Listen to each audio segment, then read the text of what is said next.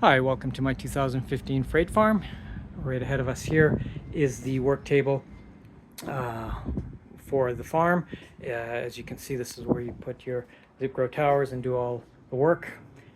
Below that is your sprouting tables with LED lights underneath them to sprout all your leafy greens before they're transplanted into the freight farm or the zip grow tower. Right below that is your 50-gallon water tank and your chemical sensors down there, which will help you mix all the water to have the proper fertilizers and whatnot, and those are stored right there. Right here is your CO2 supplementer, and that is used to supplement your CO2. That runs off a propane tank. Right there is your vector air circulator. I've got two of those, and I've got two more air circulators down at the bottom here. Right here are 6 50-gallon tanks. They have been dismantled, sterilized, and put back together and resealed to make sure everything's okay. I have also cleaned out all the tubes and sterilized them with Zero-Tol, which is helps sterilize everything. I've done that with all the pipes.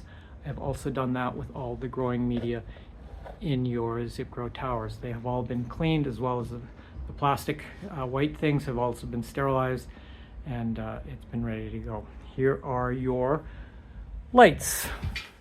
Now, those lights are what makes everything grow, but this bank right here requires a new ballast for the lights, and that has to be replaced, and that needs to be taken apart. You can see right there, and there's a ballast right there, and you can replace that. I have also supplied an EC probe to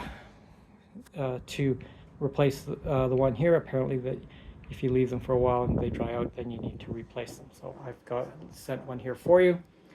And then there are your chemical tanks for your main water supply.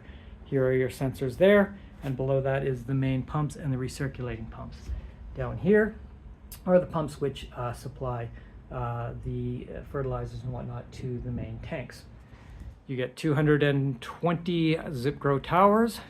Now those are fed by nozzles, which I have replaced with high efficiency nozzles.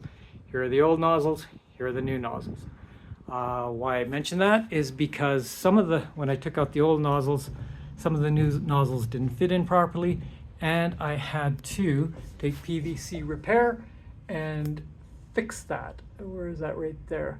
You can see it. No, those need to be drilled out and the new nozzles put back in. That's what you get to do. There is another air conditioner which I've never started up because I live in Canada, and this came from Inferno, California, where it's 1,000 degrees and he needed cooler, more cooling. One of the things that you also need to do, or not, is replace this.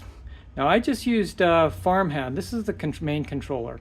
So I just bypassed this and used farmhand from freight farms and controlled everything off my laptop. But if you don't want to do that, you have to replace this, and it's about $650 US, as far as the last time I checked the price.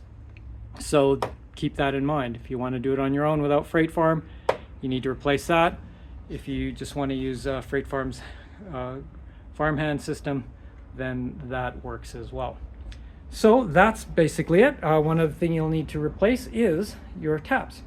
They busted off, yeah, so if you're gonna wash your hands, you'll need to replace that as